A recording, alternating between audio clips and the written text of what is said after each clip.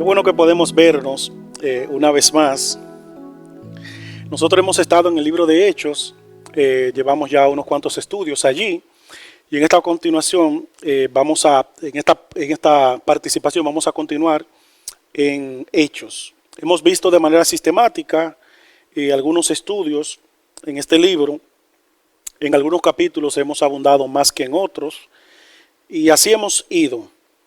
En un sermón anterior que está conectado a este, hablamos de lo que muestra el capítulo 16 de Hechos. Empezamos desde el verso 1 hasta el verso 4, luego seguimos en el verso 6 en adelante y en esta ocasión vamos por el verso 11 del capítulo 16 del libro de Hechos. Nosotros iniciamos en el capítulo 11 hablando de un tema que es Dios salvando. Y mencionamos en este tema que hoy vamos a ver dos puntos principales, que son los que iniciamos en un sermón anterior. Decíamos que los dos puntos principales en Dios salvando son la salvación en acción y sus resultados, y también la oposición en acción y sus resultados. Hoy vamos a continuar ese tema de Dios salvando que iniciamos en Hechos 16, verso 11, como resultados de la salvación. Resultados de la salvación. Nosotros estuvimos viendo el texto hasta la conversión de Lidia en Hechos 16.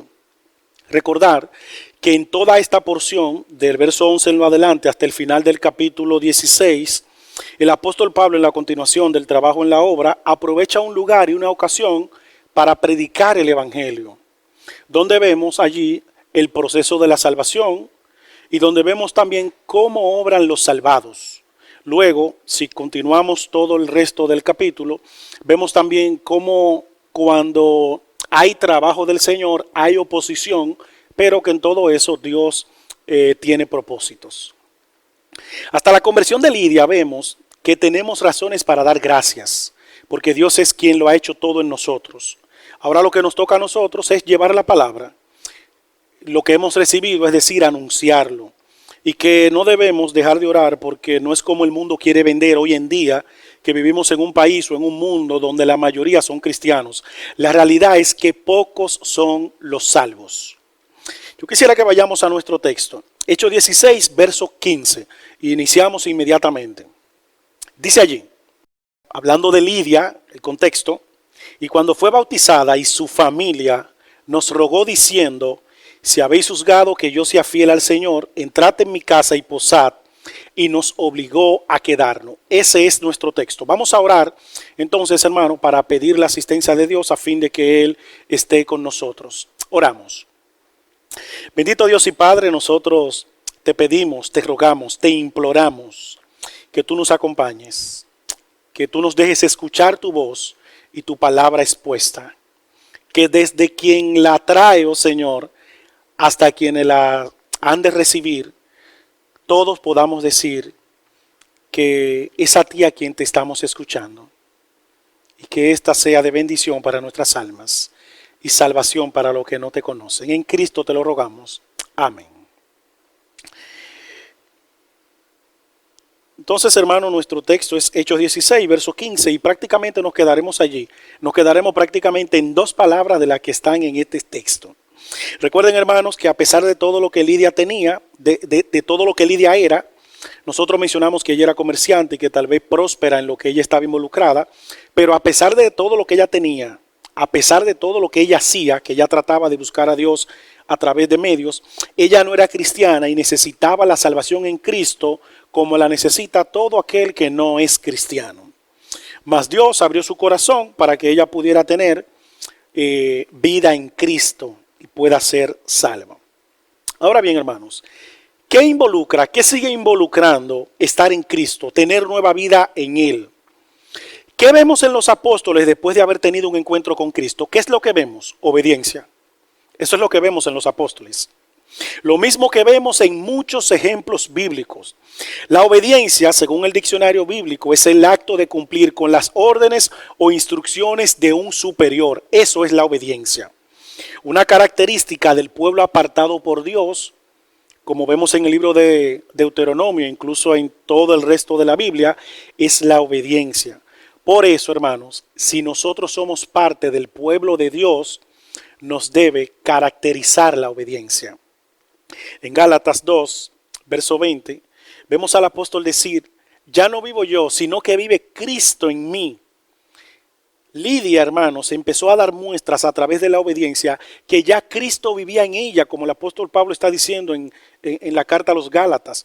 No que la obediencia la había salvado, sino que por ser salva, ahora ella obedecía. Y precisamente, hermanos, Dios nos ha dejado en su palabra mandatos, instrucciones, modelos, ejemplos y también ordenanzas. Todo eso nos ha dejado Dios a nosotros. Nuestro texto dice de Lidia en Hechos 16, verso 15, en su parte A, y cuando fue bautizada y su familia. Aquí está Lidia, hermanos, dando paso al cumplimiento de esta ordenanza bíblica que es el bautismo. El bautismo. ¿Qué es una ordenanza bíblica? Según el diccionario de temas bíblicos, las ordenanzas bíblicas son actos específicos de adoración ordenados por Dios. Esas son las ordenanzas bíblicas. En la Biblia se mencionan muchas ordenanzas, pero las ordenanzas dentro del contexto del culto cristiano que vemos en el libro de Hechos y que vemos también en el Nuevo Testamento son el bautismo y la cena del Señor. Incluso son las encomendadas por nuestro Señor Jesucristo.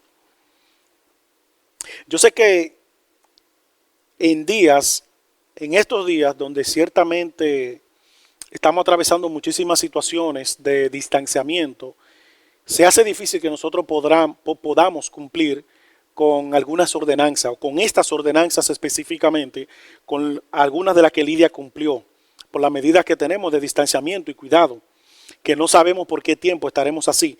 Pero el deseo de todo creyente, amado hermano, el deseo de todo creyente debe ser querer obedecer así como Lidia estaba obedeciendo. Ese debe ser el deseo que esté en todos nosotros. El etíope ante Felipe, lo primero que preguntó al entregar su vida a Cristo fue, ¿qué impide que yo sea bautizado? En Hechos capítulo 8. Eso fue lo primero que preguntó el etíope. Porque debe estar este deseo en todo cristiano, amado hermano. El deseo de cumplir las ordenanzas bíblicas. Y de esta manera, primeramente, obedecemos e imitamos a nuestro Señor Jesucristo. Miren, hermanos, yo creo que todo lo que está escrito en la palabra de Dios está incidentalmente, es decir, está con propósito. Todo lo que está aquí en la palabra de Dios está con propósitos. Incluso como la Biblia empieza y como la Biblia termina, eso no está de más, eso no es casualidad. Yo lo menciono, hermano, porque no todos los acontecimientos de Cristo se mencionan en los 4 evangelios. No todos. Pero la crucifixión, la narración de la segunda venida de Cristo e incluso el bautismo son cosas para nosotros observar, para nosotros obedecer. Y el bautismo es una de esas cosas, de esas pocas cosas que se mencionan en los 4 evangelios, amado hermano. En los 4 evangelios se menciona el bautismo, claro. Una persona no es salva por bautizarse, pero los salvos se han de bautizar, han de querer bautizarse. Porque a veces nosotros podemos irnos a extremos. Bueno, yo me bautizo después, cuando yo pueda, cuando tenga tiempo, cuando llegue el momento adecuado para yo hacerlo, cuando pasen más años yo en la fe, cuando yo tenga tal edad. ¿Por qué? Porque el bautismo no me salva. Sí, eso es cierto, el bautismo no te salva, pero todos los salvos se bautizan. Esa es la realidad que vemos en la palabra. Hay anhelo y disposición en todos los salvos para cumplir con esta ordenanza bíblica. Y si hay algún tipo de confusión, hermanos, la palabra que está aquí para fue bautizada, hablando de Lidia y de su familia, es la misma que aparece para el etíope. Y en todo el Nuevo Testamento, esta palabra es ebatixte, bautizar, que significa lavar, sumergir en agua. Eso es lo que significa bautizar. Por eso en Romanos 6, verso 4, que dice que fuimos juntamente sepultados con él, la palabra sepultado allí en Romano implica inmersión, sumergirse, estar debajo del agua, no salpicar con agua, no rociar con agua. Que incluso yo creo, hermanos, que con el paso del tiempo nosotros hemos ido perdiendo los significados de muchas palabras. ¿Por qué? Porque cuando nosotros se nos habla de lavar, eso es algo con lo que nosotros cada día que va pasando nos vamos separando más del verdadero significado de todo lo que eso involucra. Porque en el día de hoy nosotros contamos con lavadoras automáticas.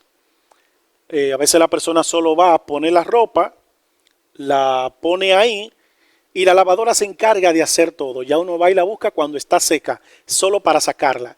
Y uno cierra la tapa de la lavadora, es decir, tú no estás interactuando, ni te estás involucrando, ni estás viendo todo lo que la lavadora está haciendo. Y eso hace que nosotros perdamos los sentidos de lo que lavar significa.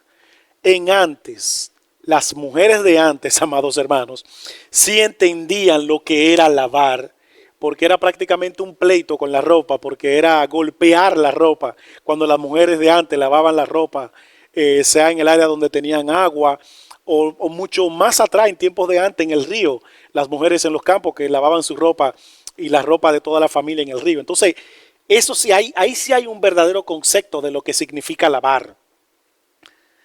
El bautismo bíblico, amado hermano, implica lo que es lavar.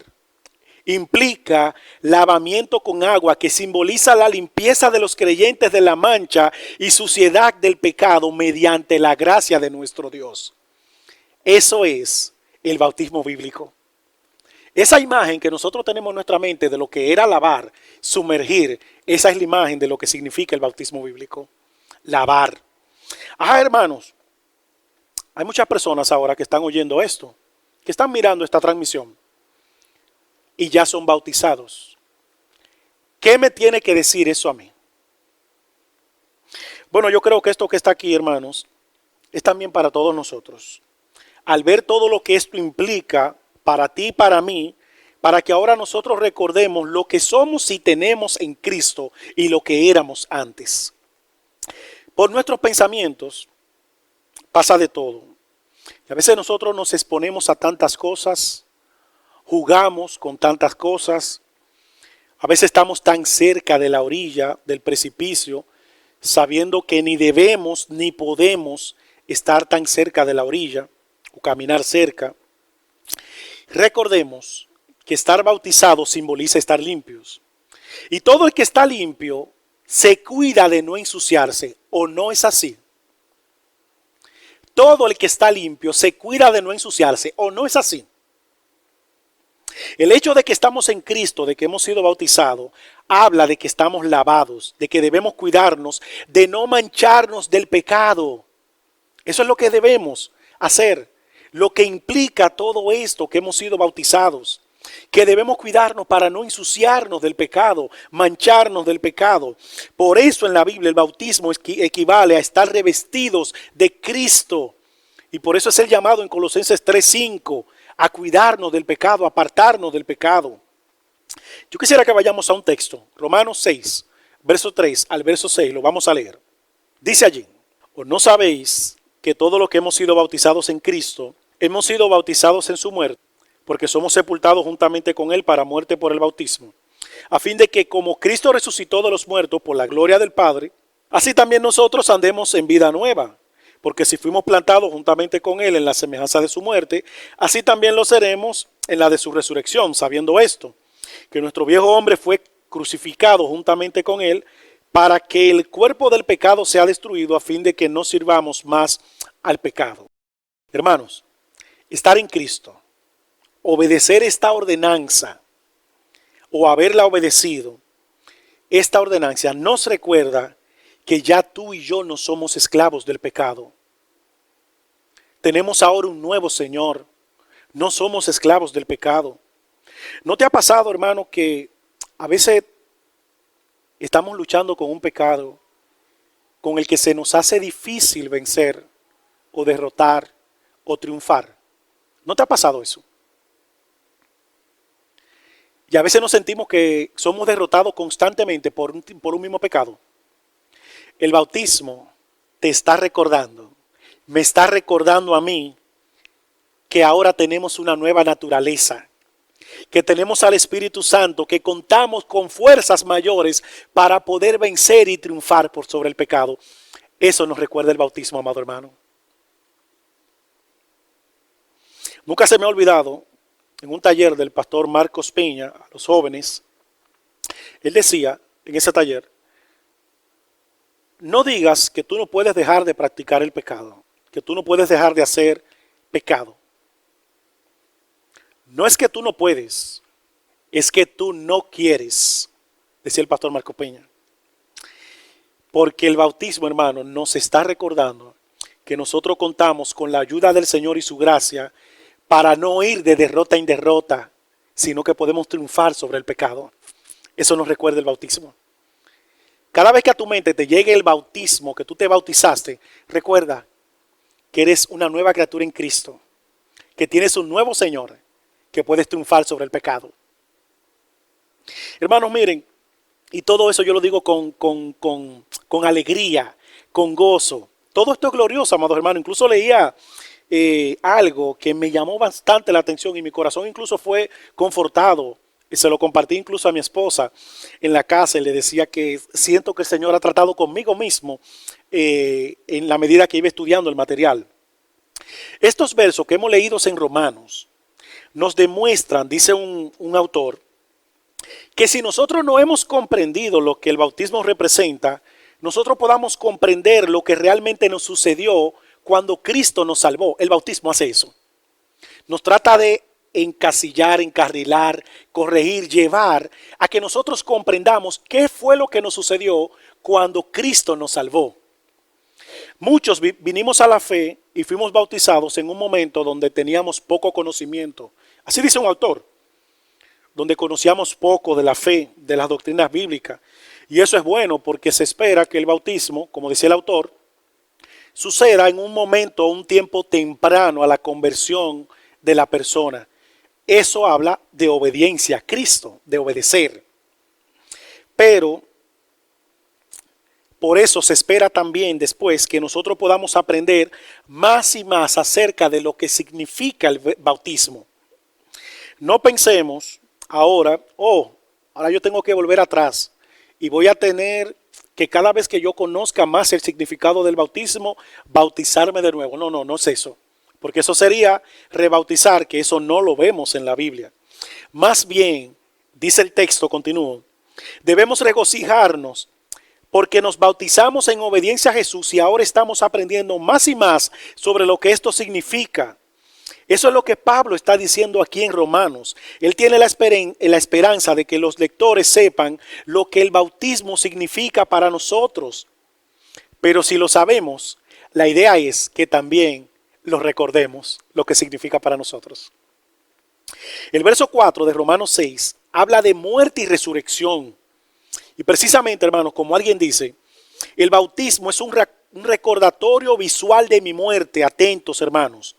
El bautismo es un recordatorio visual de mi muerte a mí mismo y de la vida nueva en Cristo, diciéndome que no solo fue algo espiritual, sino que hay un día que yo puedo recordar y me puede estimular a pensar que ahora estoy unido con Cristo y que soy una nueva criatura en Él. Gloria a nuestro Señor, hermanos, por todo esto. Gloria a nuestro Señor. El bautismo, además, para todo el que no se ha bautizado, es una excelente oportunidad visual de mostrar el Evangelio. Eso también es el bautismo. Una excelente oportunidad visual de que nosotros podamos mostrar el Evangelio, como dice un comentarista. Lo que Lidia en nuestro texto hizo perfectamente, evangelizar, mostrar, obedeciendo con esta ordenanza bíblica del bautismo. En Hechos 16, ¿qué ella hizo después del Señor abrir su corazón? Después que se entregó a Cristo, fue bautizada. Dice allí, y fue bautizada con su familia. Y claro, hermanos, el texto dice, y cuando fue bautizada con su familia. Aunque la palabra que aparece en el original no es familia, sino casa. De modo que lo que quiere decir el texto en Hechos 16 es que ella fue bautizada junto con su casa, junto con los suyos, con los de su propiedad, con los que habitaban en su hogar. Recuerden que ella posiblemente tenía siervos porque era una mujer negociante. Y tenía un negocio que era un negocio de una élite. Dice un comentarista, y lo quiero compartir esto, hermanos. Lidia profesa su fe y es bautizada. Y los miembros de su casa, ¿qué hacen cuando ella es bautizada? ¿Se bautizan también? Eso es increíble, hermanos. Los miembros de su casa hacen lo que Lidia hizo, también se bautizaron. Algunos estudiosos dicen que era viuda, pero aquí Lucas, en Hechos 16, que es el escritor, no está interesado en proveer detalles acerca de la familia de Lidia, sino en presentarla como parte de la naciente iglesia en Filipos, que está brotando en otro continente. Es decir, hermanos, los bloques y los ladrillos de la iglesia,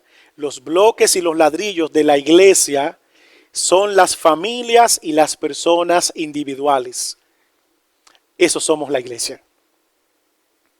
Hasta ese momento en Europa no había templo, pero ya se estaba formando una iglesia al Lidia convertirse al Señor y los de su casa con ella. A la que Pablo luego le escribe una carta más adelante, una carta a los filipenses. Y con esto, hermano, nosotros no podemos mencionar algo, no podemos dejar de pasar por alto algo. El ejemplo de Lidia, que es en la práctica lo que vemos en Josué 24:15, que dice, yo y mi casa serviremos a Jehová. Claro, aquí Lidia en este ejemplo no está ordenando ni imponiendo, sino que está guiando a los de su casa. Eso es lo que está haciendo Lidia. ¿De qué manera está Lidia guiando? Obedeciendo. Lidia está guiando a los de su casa obedeciendo. Y ellos también obedecieron juntamente con ella. También se bautizaron porque también creyeron. Y vemos en otros ejemplos bíblicos lo mismo, hermano. En Génesis 24, por ejemplo, vemos que Abraham tenía un siervo, Damaseno, que cuando fue a cumplir con una encomienda de Abraham, que era su señor, el siervo Damaseno oró a Dios para que Dios bendijera lo que él estaba haciendo. ¿Ustedes saben lo que hizo ese siervo Damaseno? Hizo lo que él veía hacer a su señor. Eso fue lo que hizo el siervo Damaseno. Hizo lo que él veía hacer a su señor. Aquí está la familia de Lidia haciendo lo que ellos vieron hacer a Lidia también. El mandato bíblico es, hermanos, que nosotros servimos a Cristo. A Cristo el Señor serví, Colosenses 3:24, no a hombre. Cristo es la meta. Pero este ejemplo de Lidia contrasta con muchas cabezas de familia. Hay muchas cabezas de familia que quieren que los demás en su casa den pasos que ellos mismos no dan. Sí, hay muchas cabezas de familia que son así. Muchos hogares muchas veces están llenos de normas e instrucciones, pero están vacíos de ejemplos y modelos. Repito, muchos hogares muchas veces están llenos de normas e instrucciones, pero están vacíos de ejemplos y modelos. Y eso está pasando mucha factura el día de hoy. Hay una frase que la tengo acá del pastor Miguel Núñez que dice, si tu vida no puede ser un ejemplo para los demás, no le enseñes la palabra de Dios, porque sería una contradicción ambulante. Vive lo que enseñas, y si no puedes, espera para enseñarlo. Enseñar requiere más que datos y conocimiento. Por eso, la segunda carta a Timoteo, Pablo dice, lo que has oído de mí, esto enseña. Yo quiero que lo vean en esta imagen, amados hermanos. En esta imagen se ven dos señoras con sus hijas. Una señora con su hija está leyendo un libro. Miren lo que hace la otra señora. La otra señora tiene un celular en la mano, un dispositivo, y su hijo tiene un dispositivo en la mano. Ella se atreve a preguntarle, ¿y usted cómo hace para que el suyo lea? Le doy gracias a la hermana Lisa por ayudarme con esta parte visual aquí. Y hermanos, la idea de lo que todo esto transmite es que no nos llenemos de normas e instrucciones y estemos vacíos de ejemplos y modelos. No nos llenemos solamente de normas e instrucciones, seamos ejemplos, como Lidia era un ejemplo en su casa. Hoy en día, como hablábamos en un grupo, hay una crisis de masculinidad. Pero no solo de masculinidad, también de feminidad, también hay crisis. Porque hay una generación que está creciendo y no está viendo los modelos en el hogar como la imagen que pudimos apreciar anteriormente. Eso es un grave problema. Hay una generación que está creciendo y no está viendo los modelos en el hogar, como se mencionan en Efesios capítulo 6, del verso 21 en adelante, de cómo las mujeres deben amar, sujetarse y someterse a sus maridos, de cómo los maridos deben amar a sus esposas. Ese ejemplo no se ve tanto en las casas. Hermanos mayores que sus hermanos más pequeños no ven en ellos ejemplos de obedecer y de respetar a sus padres. Eso es penoso. Pero también las hermanas y muchas mujeres que están criando solas, en Lidia y otras muchas mujeres de la Biblia, hay ejemplos para ti también. Así como Lidia modela y vive lo que enseñas, así como Lidia, sea un modelo de obediencia para los de tu casa y el Señor bendiga tu obra, amada hermana. Sea un ejemplo. Y hermano, volvemos con Lidia. Nuestro texto dice en Hechos 16:15, en su parte A, y cuando fue bautizada y su familia. Recuerden que nosotros estamos viendo los resultados de la salvación en acción, resultados de la salvación de Lidia. Y como resultado estamos hablando de su obediencia. Lidia es un modelo para nosotros. Este debe ser el mismo resultado en cada uno de nosotros, porque nosotros no estamos llamados a acceder a lo que queramos, a tener participación en lo que nos place, o a cumplir con una parte de lo que la Biblia dice y con otra no tenemos que cumplir. Si vivimos para nosotros mismos, es muy probable que no hayamos creído, como dice el apóstol a los Gálatas, que lo leímos anteriormente, porque los que han creído y viven para Cristo obedecen, así como Lidia estaba obedeciendo. Y al obedecer, estaba siendo un modelo. ¿Qué tipo de modelo somos nosotros? ¿Como Lidia o como otros que enseñan o instruyen en algo, pero hacen lo contrario, esperando que el otro actúe como ellos quisieran, como la imagen que pusimos? Yo creo, hermanos, que si Lidia obedecía esta ordenanza bíblica, eso me habla a mí de que muy probablemente Lidia obedecía todas las demás ordenanzas bíblicas, o trataba de obedecer todas las demás ordenanzas bíblicas. Eso me habla a mí de que Lidia trataba de obedecer todos los mandamientos, trataba. Eso me habla a mí de que Lidia trataba de obedecer todas las instrucciones bíblicas, de seguir los modelos bíblicos también. Ahorita, más adelante, así como otras iglesias lo han hecho y en otros lugares, nosotros nos podremos congregar. Y yo creo que vendrá un tiempo donde todos podremos hacerlo o podremos hacerlo. Pero podemos caer en no asistir al templo cuando se convoque asamblea pudiendo hacerlo. Eso puede pasar. Podemos caer en no asistir al templo cuando se convoque a asamblea pudiendo hacerlo. Sí, hermano, pero ¿qué tanto ir a la iglesia cuando ya esta pandemia ha demostrado que yo puedo ser un cristiano desde mi casa? Que yo puedo ser un cristiano virtual. Bueno, lo primero, hermano, es que el pueblo de Dios siempre se ha reunido en asamblea, siempre se ha congregado. Y cuando la iglesia es convocada en un lugar específico, se supone que todos los miembros están presentes.